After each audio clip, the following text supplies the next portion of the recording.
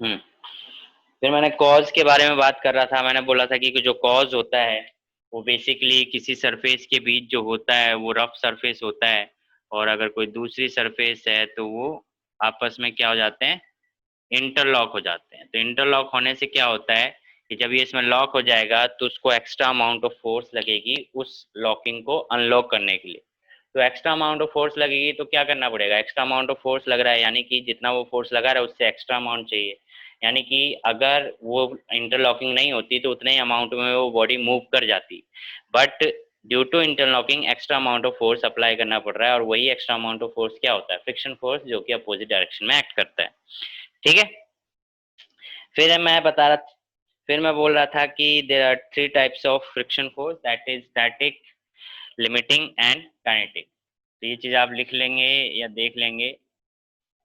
Three types: first static, second limiting and third kinetic. ठीक है।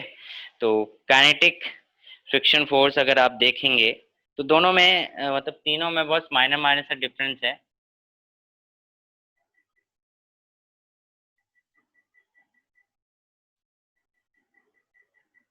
ठीक है। अब स्टैटिक फ्रिक्शन फोर्स क्या है? स्टैटिक फ्रिक्शन फोर्स बेसिकली वो फोर्स है जिसमें ऑब्जेक्ट के ऊपर फोर्स लगाया जा रहा है पर ऑब्जेक्ट मूव नहीं कर रहा है, ऑब्जेक्ट रेस्ट का रेस्ट है। ठीक है। यानी कि अगर मैंने किसी टेबल पे फोर्स लगाया और वो बॉडी नहीं मूव करी तो उसमें क्या वो क्या शो कर रहा है, स्टैटिक फ्रिक्शन फोर्स शो कर रहा है। यानी उस टाइम पे जो फ्रिक्शन फोर्स शो कर रहा होगा that is static friction force. ठीक है। आप क्या करते हो, पहले 10 न्यूटन का फोर्स लगाते हो, नहीं मूव होता है। फिर 50 न्यूटन का फोर्स लगाते हो, नहीं मूव होता है। 16 न्यूटन का फोर्स नहीं मूव होता है। पर जैसे ही 61 न्यूटन ऑफ फोर्स आप अप्लाई करते हो वैसे ही बॉडी मूव होना स्टार्ट कर देती है। तो आपने देखा कि जैसे जैसे आप फोर्स को, अप्लाइड फोर्स को इंक्रीज कर रहे थे वैसे वैसे बॉडी फिर भी नहीं मूव हो रही थी। इसका मतलब ये है कि जितना आप फोर्स अप्लाई कर रहे हो उसके अपोजिट डायरेक्शन में उतना ही फोर्स, फ्रिक्शन फोर्स लग रहा है। तो इसका इससे मतलब क्या समझे, इससे मतलब ये समझे कि जो स्टैटिक फ्रिक्शन फोर्स होता है it is a self adjusting force. Self adjusting force का मतलब ये है कि आप जितना फोर्स अप्लाई करोगे उतना ही फोर्स ये अपोजिट डायरेक्शन में प्रोड्यूस कर देगा। मतलब कि अगर आपने 20 न्यूटन फोर्स लगाया है और बॉडी नहीं मूव कर रही है, इसका मतलब ये बॉडी अपोजिट डायरेक्शन में 20 न्यूटन का फ्रिक्शन फोर्स लगा रही है। सेम कॉन्सेप्ट, अगर कोई बॉडी के ऊपर आपने 30 न्यूटन लगाया फिर भी बॉडी मूव नहीं कर रही है, फिर वो इसका मतलब क्या है, वो 30 न्यूटन लगा रही है। ऐसे अगर आपने इंक्रीज किया 40 न्यूटन और फिर भी नहीं मूव करी, इसका मतलब 40 न्यूटन। तो मतलब जैसे जैसे आप फोर्स इंक्रीज कर रहे हो वैसे वैसे स्टैटिक फ्रिक्शन फोर्स भी इंक्रीज हो रहा है। तो इसलिए हम स्टैटिक फ्रिक्शन फोर्स को सेल्फ एडजस्टिंग फोर्स भी कहते हैं। फिर मैंने बोला कि 60 पे आते आते बॉडी मूव नहीं करती, पर जिस 60 को जैसे ही क्रॉस करते हो बॉडी मूव करना स्टार्ट कर देती है। इसका मतलब जो 60 न्यूटन है वो क्या है, लिमिट है। ठीक है। 60 न्यूटन क्या है, एक लिमिट है। यानी कि इस लिमिट तक बॉडी जो है मूव नहीं करेगी, बट इस लिमिट के बियॉन्ड जैसे ही अप्लाइड फोर्स जाएगा बॉडी मूव करना स्टार्ट कर देगी। इसका मतलब 60 Newton is the limiting friction force. ठीक है। यानी कि body is at a verge of motion but actually does not move. मतलब एक वर्ज पे है, मूव करने की कगार पे, पर एक्चुअली मूव नहीं हो रही है। उस केस में हम क्या कह देते हैं, लिमिटिंग फ्रिक्शन फोर्स। ठीक है। एंड उसके बाद फिर जब बॉडी मूव करने लगती है तो उस टाइम पे भी एक फ्रिक्शन फोर्स लगता है अपोजिट डायरेक्शन में। तो बॉडी जब मोशन में है और उस टाइम पे कोई फ्रिक्शन फोर्स लग रहा है तो उसको हम क्या कह देंगे, kinetic friction force. Is it clear? तो लिमिटिंग वो समझा दें। हाँ जी। Limiting friction force. Limiting friction force, देखिए इसका ग्राफ से हम समझते हैं। ठीक है। लिमिटिंग फ्रिक्शन फोर्स और काइनेटिक फ्रिक्शन फोर्स में जो डिफरेंस है, सॉरी काइनेटिक कह रहा हूँ, जो तीनों टाइप के फ्रिक्शन फोर्स में जो डिफरेंस है ये आप समझ लीजिए। आपने अप्लाइड फोर्स लगाया है, कैपिटल एफ, क्या है, अप्लाइड फोर्स, और ये है फ्रिक्शन फोर्स।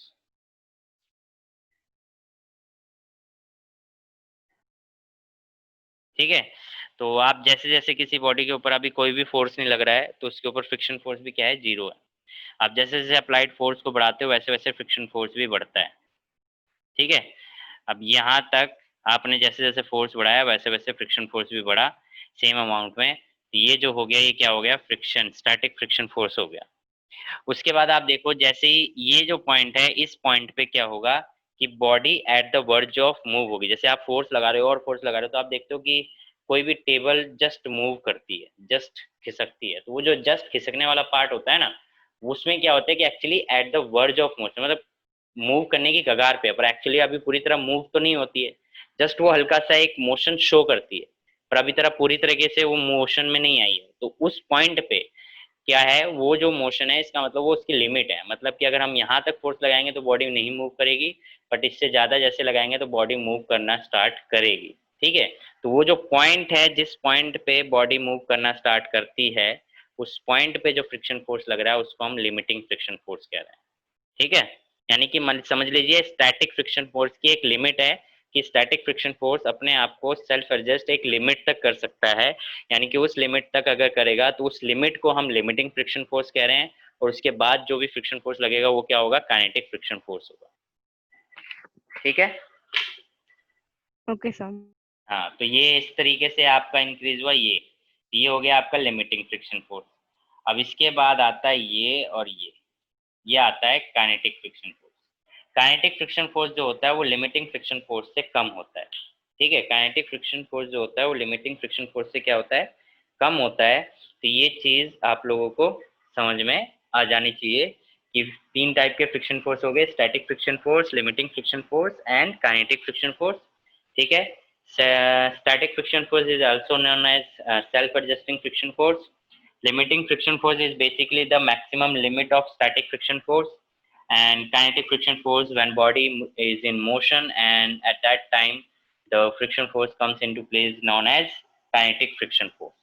ठीक है, तो ये तीन केस हैं। अब इसमें यहाँ पे एक क्वेश्चन अराइज होता है, that is why is kinetic friction force is less than limiting friction force. तो this is your homework, you will search और research the answer.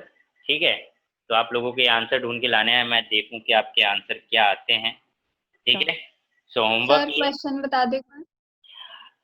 why the kinetic friction force is less than limiting friction force. Why the kinetic friction force is less than limiting friction force. Why the kinetic friction force is less than limiting friction force is your homework. आप इसका answer ढूंढेंगे और next class में मुझे बताएंगे कि आपने क्या ढूंढा इसका आंसर। ठीक है, कोई भूलेगा नहीं।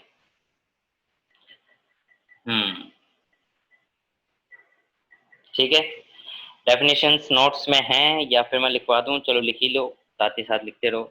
तो पहले लिखिए static friction force, the force of friction which comes into play,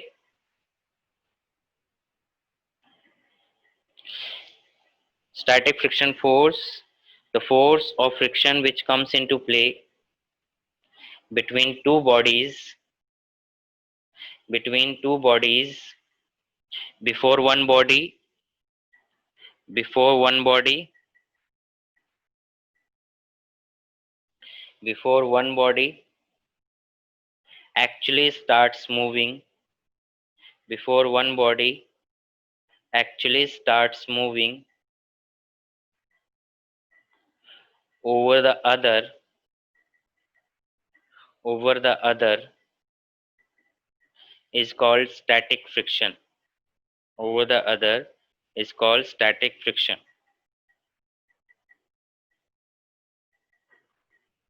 The force of friction which comes into play between two bodies before one body actually starts moving over the other is called static friction.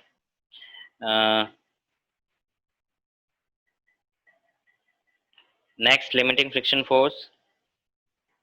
The maximum force of static friction, the maximum force of static friction which comes into play, the maximum force of static friction which comes into play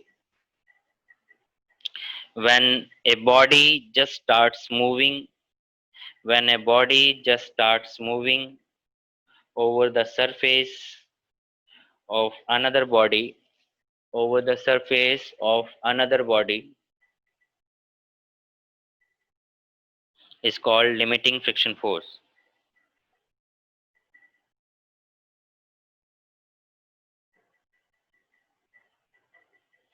Next, kinetic friction force. The force of friction which comes into play. The force of friction which comes into play. The force of friction which comes into play when a body is in state of steady motion. When a body is in state of steady motion.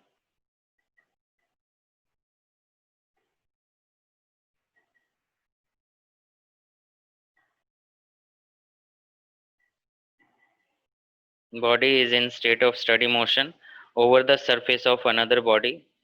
Over the surface of another body is called kinetic friction. Is called kinetic friction. एक note point डाल के लिख लेंगे. The static friction force is also known as self-adjusting friction force. The static friction force is also known as self-adjusting friction force.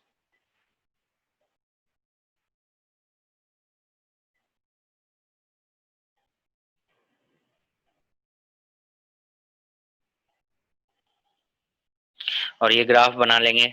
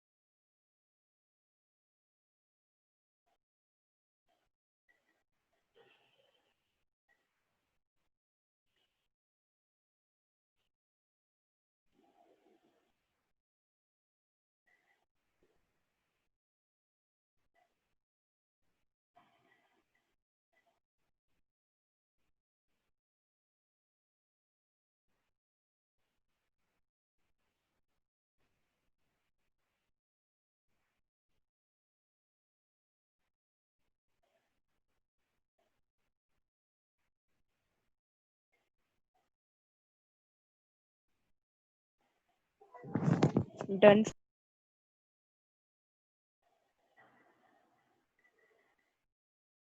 Done. हो गया sir. Okay. Yes. प्रगति, आप क्या कह रहे थे कि कौन से क्वेश्चन आपको दे रहे हैं टीचर? सर ग्राफ वाले थे बहुत अजीब से, उनमें रिजल्टेंट निकालना था, पर वो बहुत उसमें समझ नहीं आ रहा क्या करना. वो कह रहे कि रिजल्टेंट एक्स एक्सिस के उसमें निकालो, सारा वाई एक्सिस के उसमें निकालो. क्वेश्चन ही समझ नहीं आ रहा. कौन से चैप्टर से थे? फोर्थ से, थर्ड से? थर्ड से थे. थर्ड से थे. चलिए ठीक है, वो क्वेश्चन तो आप भेजना, मैं बताता हूँ, फिर आपको क्लास में बताता हूँ. या अभी व्हाट्सएप कर सकते हो? अभी कर दो, मैं फिर अभी देख के बता दूंगा क्लास के बाद. जो गूगल फॉर्म में था ना, तो उसमें मैं ले नहीं पाई स्क्रीनशॉट. मैं किसी से पूछ के आपको भेज दूंगी, किसी ने लिया होगा तो. टाइम भी तक कम दिया था उन्होंने, एक मिनट एक क्वेश्चन के लिए, तो उसमें अच्छा, जल्दी की मैंने लिया. टेस्ट में दे रखा था. Yes sir. ओके ठीक है. फिर उन्होंने क्लास में भी ऐसे नहीं कराया, टेस्ट में दे दिया. और मैम बता रही है हमको कि सब लोगों का ऐसे किया खराब सा. मैम कहती कि ऐसे बोलो मत, ऐसे पेपर आएगा आपका. मेरे को क्वेश्चन दिखाना, फिर मैं बताता हूँ कि वो सिलेबस में है भी कि नहीं है. ठीक है. तो हम कंटिन्यू करेंगे लॉ ऑफ फ्रिक्शन फोर्स.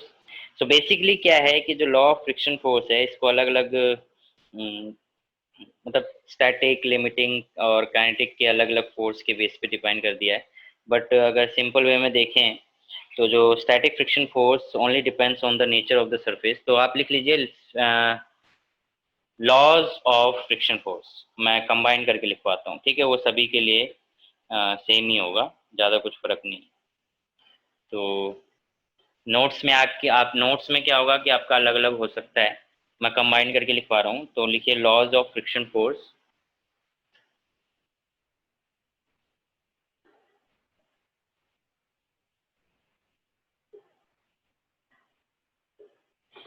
तो लॉज ऑफ फ्रिक्शन फोर्स में सबसे पहली चीज देखिए, लिखिए the friction force depends on the nature of the surface. The friction force depends on the nature of the surface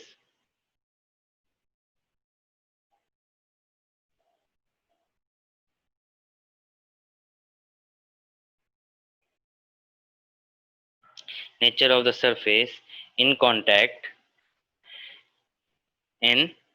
यानी कि जो फ्रिक्शन फोर्स होता है वो इस चीज पे डिपेंड करता है कि जो सरफेस दो आपस में कांटेक्ट में हैं उनका नेचर कैसा है। इस चीज पे डिपेंड नहीं करता है कि उनका सरफेस एरिया कितना ज्यादा है। फॉर एग्जांपल कि एक बड़ा बॉक्स है और एक छोटा बॉक्स है और मैं दोनों के फ्रिक्शन फोर्स की बात करूं तो आप कहोगे कि बड़ा बॉक्स है तो उसमें फ्रिक्शन फोर्स ज्यादा लगेगा, छोटा बॉक्स है तो फ्रिक्शन फोर्स कम लगेगा। नहीं, ये उल्टा हो सकता है। छोटे बॉक्स में फ्रिक्शन फोर्स ज्यादा लग सकता है, बड़े बॉक्स पे फ्रिक्शन फोर्स कम लग सकता है। ठीक है, it's all depend on the nature of the surface कि जो दो सरफेस कांटेक्ट में हैं उनका नेचर कैसा है, ज्यादा रफ है, पॉलिश्ड है, कम रफ है, इस तरीके से फ्रिक्शन फोर्स डिफाइन होता है। ठीक है, तो कभी भी ये मत देखना कि अगर इसका सरफेस एरिया ज्यादा है, ये ज्यादा एरिया कवर कर रहा है तो इसका फ्रिक्शन फोर्स ज्यादा होगा, नेवर। ठीक है, second point, the friction force is directly proportional to the friction force is directly proportional to the friction force is directly proportional to the normal reaction is directly proportional to the normal reaction between the two surface। ठीक है, यानी कि जो friction force होता है वो किसी भी बॉडी के नॉर्मल रिएक्शन पे डिपेंड करता है। ठीक है, नॉर्मल रिएक्शन उस दो सरफेस के बीच में जो भी नॉर्मल रिएक्शन लग रहा होगा, अगर कोई बॉडी किसी सरफेस पे है तो जो फ्रिक्शन फोर्स है वो डायरेक्टली डिपेंड करता है नॉर्मल रिएक्शन पे। और प्रोपोर्शनल का साइन हटाओगे तो आपको पता है कि इक्वल टू लगाते हैं, और इक्वल टू लगाओगे तो एक कोफिशिएंट लगाओगे दैट इज म्यू, तो F is equal to mu R. Where mu है इसको हम बोलते हैं where mu is coefficient of friction force. क्या बोलेंगे इसे? Coefficient of friction force, static friction force, kinetic friction force, limiting friction force, मतलब जो भी फ्रिक्शन फोर्स, मतलब फॉर्मूला यही बनता है। बट अगर बोलेगा स्टैटिक फ्रिक्शन फोर्स है तो ये हो जाएगा coefficient of static friction force, limiting friction force है तो हो जाएगा coefficient of limiting friction force, kinetic है तो coefficient of kinetic friction force. Concept same है, जस्ट एक टर्म ऐड हो जाता है। तो म्यू को हम क्या बोलेंगे? Coefficient of friction force. ठीक है, where mu is coefficient of friction force. तो म्यू इज इक्वल टू क्या मिल गया आपको? म्यू इज इक्वल टू मिल गया F बाय आर, जो कि हमेशा क्या रहेगा? Constant for a particular surface. ठीक है, F बाय आर जो होगा वो क्या होगा? एक कांस्टेंट होगा जिसको हम क्या बोलेंगे कि एक प्रोपोर्शनैलिटी कांस्टेंट भी कह सकते हैं, या कांस्टेंट टर्म है जो हमेशा एक पर्टिकुलर सरफेस के लिए अलग अलग होगा। अगर एल्यूमिनियम का सरफेस है तो उसकी म्यू अलग होगा, कॉपर का है, कॉपर का सरफेस है तो उसके लिए म्यू अलग होगा। So basically mu is equal to क्या होता है? F by R, that is F is friction force and R is normal reaction, and it depends very. अगर आप लिमिटिंग फ्रिक्शन फोर्स की बात कर रहे हो तो लिमिटिंग आ जाएगा ऊपर, काइनेटिक की बात कर रहे हो काइनेटिक, स्टैटिक की बात कर रहे हो तो स्टैटिक। बट फॉर्मूला क्या रहेगा? यही रहेगा। लॉ क्या रहेगा? यही रहेगा। लॉ में अगर कुछ चेंजेस लाने हैं तो फ्रिक्शन के आगे लिमिटिंग, स्टैटिक और काइनेटिक आप ऐड कर सकते हो। क्लियर है? Yes, sir. और कुछ पॉइंट्स हैं जो आप लिख सकते हो। एक पॉइंट और लिख लो, the value of friction force is independent of the area. ये भी इंपॉर्टेंट पॉइंट है, लिख लीजिए। The value of friction force is independent of the area.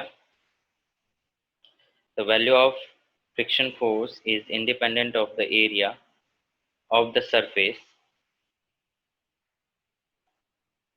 in contact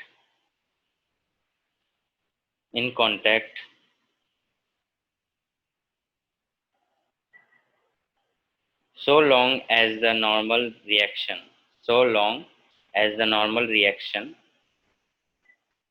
so long as the normal reaction remains the same, क्योंकि normal reaction जब तक same रहेगा तब तक क्या रहेगा? ये सरफेस एरिया पे इंडिपेंडेंट रहेगा। ठीक है, यहाँ तक किसी को कोई doubt? No doubt, sir. Sir. ठीक है, तो कंटिन्यू करते हैं आगे। एंगल ऑफ फ्रिक्शन, ठीक है। Next is angle of friction.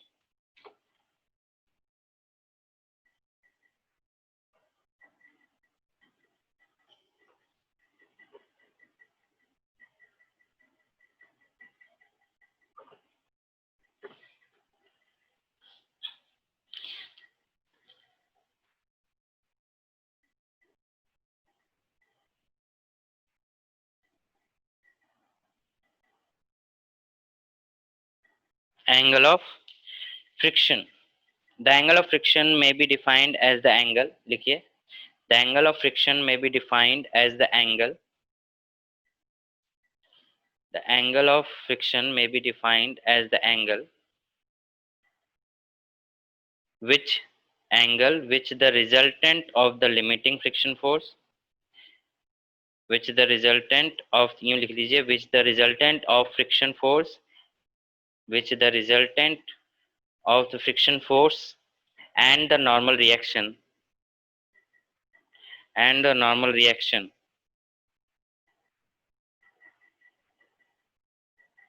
makes with the normal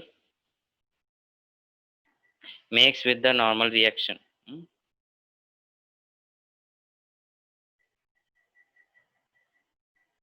Makes with the normal reaction. The angle of friction may be defined as the angle which the resultant of friction force and the normal reaction makes with the normal reaction. ठीक है, थोड़ी अजीब सी definition लग रही होगी, but इसको समझेंगे। ये सरफेस है जिस पे ये बॉडी है, इस पे ये इसका वेट है और ये इसका नॉर्मल रिएक्शन, और इधर इस पे क्या है, फ्रिक्शन फोर्स है, लिमिटिंग फ्रिक्शन फोर्स है, जो भी है, ठीक है। फ्रिक्शन फोर्स है, लिमिटिंग भी बोलते हैं, लिमिटिंग फ्रिक्शन फोर्स है, फ्रिक्शन फोर्स है। इस फ्रिक्शन फोर्स और नॉर्मल रिएक्शन के बीच का जो रिजल्टेंट निकलेगा, तो इन दोनों का रिजल्टेंट क्या होगा, ये है ना, ये इसका क्या होगा, रिजल्टेंट होगा। अब इस रिजल्टेंट को मान लीजिए सी कोई रिजल्टेंट है। Friction force and normal reaction का जो रिजल्टेंट है वो ये निकला। अब ये रिजल्टेंट और नॉर्मल रिएक्शन के बीच जो एंगल बनेगा उसको हम क्या बोल दे रहे हैं, एंगल ऑफ फ्रिक्शन। तो डेफिनेशन ये कहती है, the angle of friction defined as the resultant of normal reaction and friction force makes the angle with normal reaction. ठीक है, यानी कि जो रिजल्टेंट है नॉर्मल रिएक्शन और फ्रिक्शन फोर्स का, वो जो नॉर्मल रिएक्शन के साथ जो एंगल बना रहा है उस एंगल को हम क्या कहते रहे हैं, angle of friction. Clear? Yes sir. अब आगे देखो इससे क्या हो सकता है। इससे हम एक चीज देखिए, यहाँ से अगर मैं पॉइंट इसको ड्रॉ करता हूँ, तो अगर ये फ्रिक्शन फोर्स है तो ये भी फ्रिक्शन फोर्स होगा, और ये तो नॉर्मल रिएक्शन है ही है। तो अगर मैं टेन थीटा लेता हूँ फ्रॉम फिगर, टेन थीटा लेता हूँ, तो tan theta is equal to क्या हो जाएगा, tan theta is equal to हो जाएगा परपेंडिकुलर अपॉन बेस। तो परपेंडिकुलर सी, ये तो ओ हो गया, इसको ए पॉइंट ले लो, ये बी ले लो, तो ए सी परपेंडिकुलर हो गया ए सी अपॉन में बेस क्या हो जाएगा, ए ओ, है ना। तो ए सी इज इक्वल टू क्या है आपके पास, ए सी इज इक्वल टू है एफ, और ए ओ किसके बराबर है, आर के, यानी कि रिजल्टेंट के। तो tan theta is equal to क्या मिला आपको, एफ बाय आर के बराबर।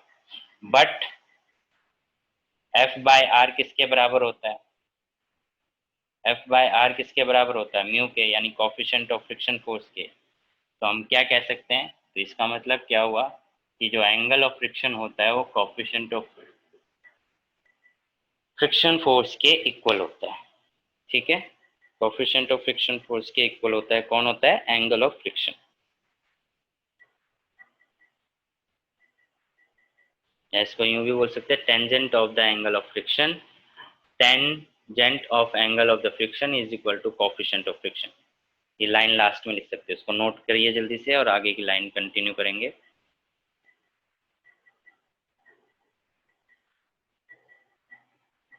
सर हो गया।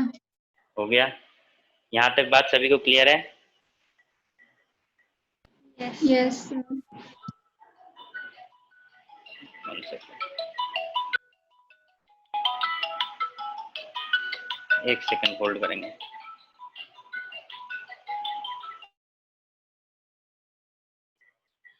हाँ जी, तो यहाँ तक बात समझ में आ गई। इसके बाद लाइन लिख लेंगे, the tangent of angle is equal to, that means the tangent of angle of friction, tangent of angle of friction is equal to coefficient of friction force, is equal to coefficient of friction force.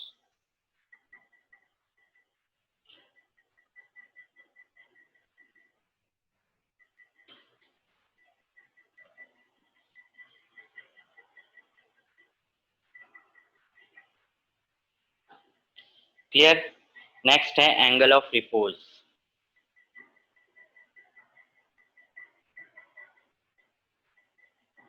Angle of repose कह लो या फिर इसको हम angle of sliding भी कह सकते हैं। रिपोज मतलब स्लाइडिंग, एंगल ऑफ स्लाइडिंग, ठीक है, स्लाइड करने का जो एंगल होगा।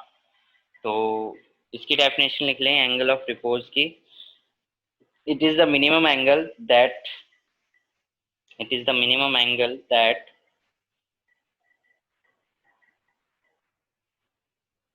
an inclined plane makes, it is the minimum angle that an inclined plane makes with the horizontal, it is the minimum angle that an inclined plane makes with the horizontal when a body placed, when a body placed on it, when a body placed on it just begins to slide down, just begin to slide down, when a body placed on it just begins to slide down.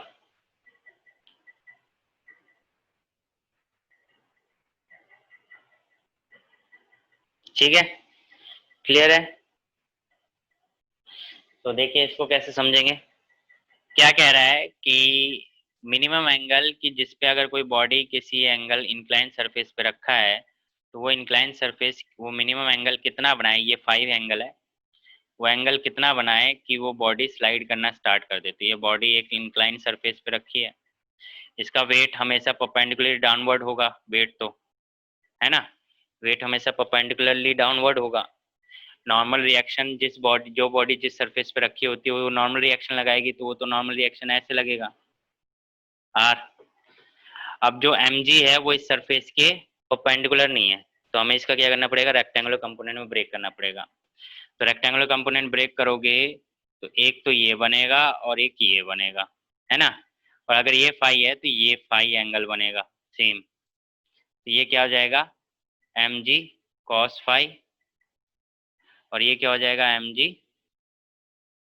sin phi, है ना। और इस तरफ लग रहा है friction force, समझे? तो क्या है, देखो बॉडी एक इंक्लाइन सरफेस पे है और वो इंक्लाइन फाई एंगल पे है, फाई एंगल पे है तो mg वेट डाउनवर्ड डायरेक्शन में और परपेंडिकुलरली सरफेस के क्या होगा, नॉर्मल रिएक्शन। अब जो mg वेट है उसका हमने रेक्टेंगुलर कंपोनेंट में ब्रेक किया है क्योंकि वो जो फोर्स है वो सरफेस के परपेंडिकुलर नहीं है, तो हमें परपेंडिकुलर चाहिए सरफेस के जिस पे बॉडी स्लाइड हो रही है। तो परपेंडिकुलर वैल्यू निकालने के लिए हमने क्या करा, mg का रेक्टेंगुलर कंपोनेंट ब्रेक कर दिया। जब रेक्टेंगुलर कंपोनेंट ब्रेक किया तो एक बना mg cos फाई और एक बना mg sin phi. mg cos phi किसके साथ बनता है, जिसके साथ एंगल बनता है, तो जितना एंगल ये बनेगा फाई उतना ही एंगल ये बनेगा फाई, ठीक है। और अपोजिट डायरेक्शन में क्या लग रहा है, फ्रिक्शन फोर्स। तो फ्रॉम द फिगर हम क्या कह सकते हैं, फ्रॉम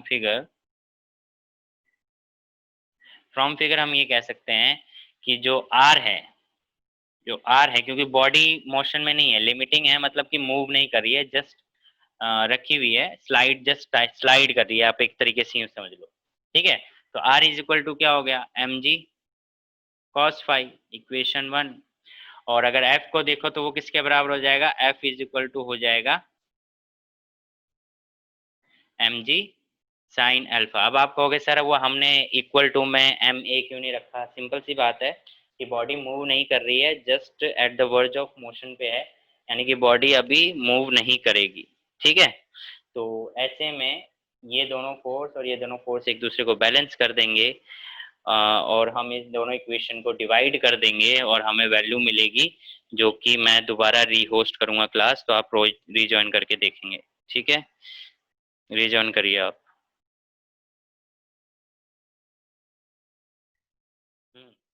तो आप देखिए, तो हम क्या करेंगे, डिवाइडिंग इक्वेशन, डिवाइडिंग इक्वेशन 2/1। तो 2/1 अगर आप इक्वेशन डिवाइड कर रहे हैं तो आपको क्या मिलेगा, F/R is equal to mg sine alpha by mg cos alpha. mg से mg कैंसिल, और साइन बाय कॉस क्या होता है, tan alpha is equal to F/R। तो आपको tan alpha is equal to क्या मिल गया, म्यू के बराबर। तो एक तो ये आ गया, मतलब tan अल्फा यानी कि एंगल ऑफ स्लाइडिंग क्या आ गया, tangent of angle of repose is equal to क्या आ गया, F/R which is equal to mu. Again इस इक्वेशन को आप डाल दो A और इस इक्वेशन को डाल दो B। From equation A and B we can say, equation A and B we can say कि tan थीटा जो है वो tan फाई के बराबर है। That means theta is equal to phi, मतलब कि angle of friction is equal to angle of repose. Clear है? Yes, sir. Yes sir. Yashasvi, yes sir, clear है। सर आपने ए कहाँ मार्क किया है? ए मैंने ये मार्क किया, इक्वेशन ए जो पीछे अभी निकाली थी एंगल ऑफ फ्रिक्शन के लिए। ठीक है सर। एंगल ऑफ फ्रिक्शन का ये रहा, और ये एंगल ऑफ रिपोज का, दोनों को इक्वेट करा है, क्योंकि ये भी म्यू के बराबर है और ये भी म्यू के बराबर है।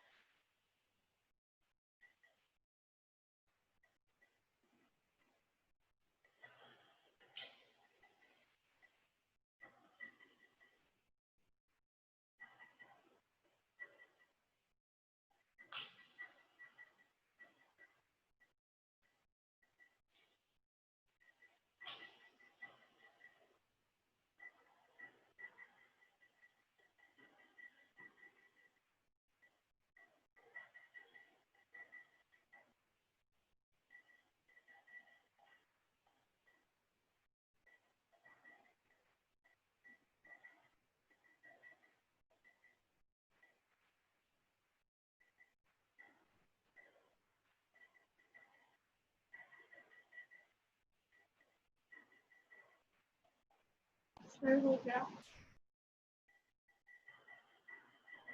सर हो गया। Done, sir. ओके, तो ये था आपके फ्रिक्शन फोर्स के बारे में। नेक्स्ट हम पढ़ते हैं sliding and rolling friction force. क्या डिफरेंस है स्लाइडिंग और रोलिंग फ्रिक्शन फोर्स के बीच में? देखो, स्लाइडिंग और रोलिंग से ही समझ में आ रहा है। स्लाइडिंग मतलब अगर कोई बॉडी स्लाइड कर रहे हैं, किसी बॉक्स को किसी सरफेस के ऊपर स्लाइड कर रहे हैं, पुल कर रहे हैं, पुश कर रहे हैं। रोलिंग का मतलब है कि एक व्हील जो है वो एक सरफेस पे रोल करके जा रहा है, या स्फेयर रोल करके जा रहा है। ठीक है, जैसे कि व्हीकल की जो व्हील्स होते हैं, तो उनमें क्या डिफरेंस है? तो बेसिकली कॉन्सेप्ट ये है कि जो रोलिंग फ्रिक्शन फोर्स होता है is less then sliding friction force. For example के लिए जस्ट इमेजिन करो कि अगर किसी व्हीकल के जो व्हील्स हैं वो सर्कल ना हो के स्क्वायर टाइप के होते, रेक्टेंगुलर टाइप के होते, तो क्या वो इतनी आसानी से मूव कर सकते थे? नहीं कर सकते थे ना। तो बेसिकली यही यहाँ पे कॉन्सेप्ट है। तो टॉपिक जो है वो लिखेंगे sliding friction force and rolling friction force. पहले आप लिखेंगे स्लाइडिंग फ्रिक्शन फोर्स।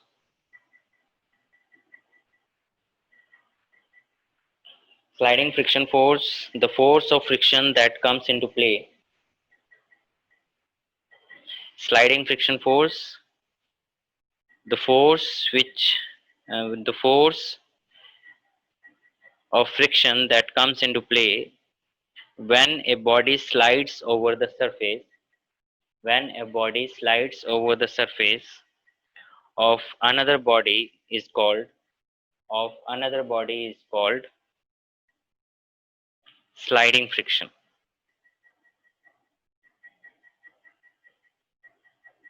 ठीक है, एग्जाम्पल के लिए लिख सकते हो when a wooden block is pulled or pushed, when a wooden block is pulled or pushed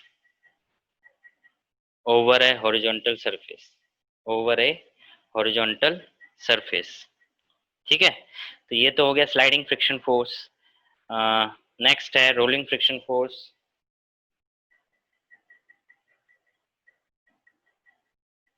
same है, बस स्लाइड की जगह रोल आ जाएगा.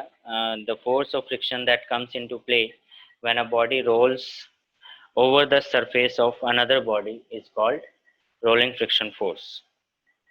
The force of friction that comes into play when a body rolls over the surface, when a body rolls over the surface of another body is called rolling friction.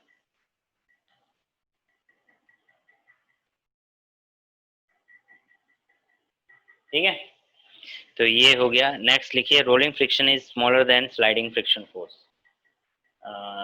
Rolling friction is less then sliding friction force.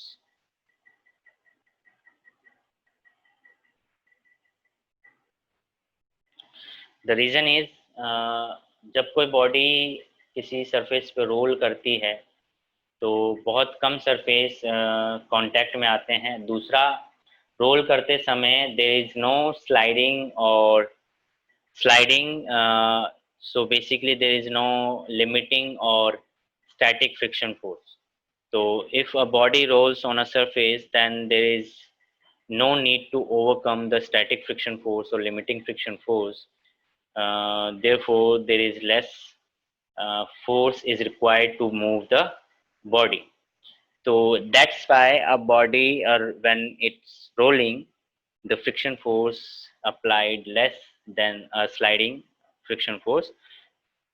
समझे, मतलब कि अगर कोई body किसी surface पे role कर रही है तो उस पर काफ़ी कम सरफेस कांटेक्ट में है, एंड कम कांटेक्ट होने की वजह से जो उस बॉडी का स्टैटिक फ्रिक्शन फोर्स और लिमिटिंग फ्रिक्शन फोर्स ना के बराबर है, जिसकी वजह से उसको स्टैटिक फ्रिक्शन फोर्स और लिमिटिंग फ्रिक्शन फोर्स को ओवरकम यानी कम करने की जरूरत. कम कैसे कर सकते हैं उसको? एक्स्ट्रा फोर्स लगा के. तो उसको ओवरकम करने की जरूरत नहीं पड़ती है, बॉडी इजीली मोशन में आ जाती है. तो इस वजह से वहाँ पे जो फ्रिक्शन फोर्स है वो कम लगता है as compare to sliding friction force. Clear है? Yes sir. तो Yes, sir. ये आपको समझ में आ गया, तो एक नोट डाल के लिख सकते हैं rolling friction force is smaller than sliding friction force.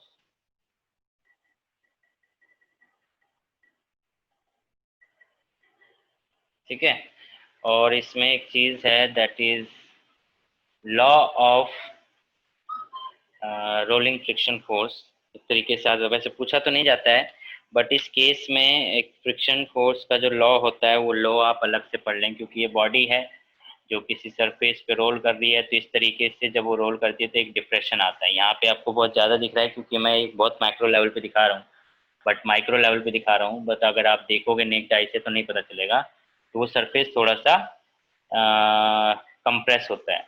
तो इस तरीके से डिप्रेशन में जाने की वजह से यहाँ पे मूवमेंट होती है, तो ये मेनली यहाँ पे फ्रिक्शन फोर्स देता है. तो यहाँ पे जो बॉडी रोल कर रही है उसका एक अपना रेडियस है, अपना नॉर्मल रिएक्शन है. तो law of rolling friction force, तो फोर्स में सबसे पहला तो ये है कि जो फ्रिक्शन फोर्स है वो डायरेक्टली डिपेंड कर रहा है दैट इज नॉर्मल रिएक्शन पे. सेकंड जो है वो डिपेंड कर रहा है inversely on radius of the rolling body. ठीक है, यहाँ पे थोड़ा सा ये चेंज आ जाता है कि जो फ्रिक्शन फोर्स है वो directly inversely depends on the radius of the rolling body, और ये तो नॉर्मल रिएक्शन है। तो on combining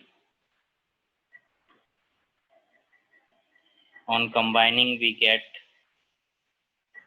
R by R. So for removing proportional sign we have to use coefficient R by R, where R is mu R. That is the formula.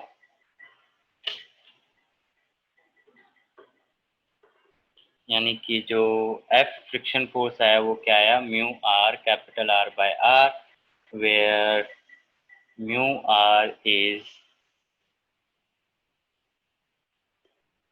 coefficient of rolling friction force.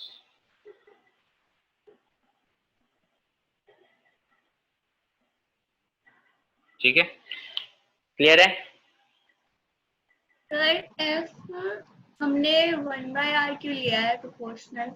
Radius का effect पड़ता है इस वजह से, जो क्योंकि ये देखा गया प्रैक्टिकली जो रोलिंग फ्रिक्शन फोर्स होता है वो जो बॉडी की रेडियस है इस पे भी डिपेंड करता है कि अगर रेडियस इंक्रीज करोगे तो फ्रिक्शन फोर्स कम लगता है, रेडियस कम ज़्यादा करोगे तो फ्रिक्शन फोर्स मतलब रेडियस ज़्यादा करोगे तो फ्रिक्शन फोर्स कम लगता है और रेडियस कम करोगे तो फ्रिक्शन फोर्स ज़्यादा लगता है। ये एक पर्टिकुलर मटेरियल के लिए देखा गया है। अगर हम नॉर्मल रिएक्शन को कांस्टेंट रखते हैं तो ये ध्यान रखना, नॉर्मल रिएक्शन को कांस्टेंट रखना पड़ेगा, यानी कि आप रेडियस को कम कर दो उसके साथ साथ नॉर्मल रिएक्शन भी कम हो जाए, क्योंकि normal reaction is basically equal to mg यानी कि वेट। तो अगर आप रेडियस कम करो तो ये ध्यान रखना है कि वेट कम ना हो।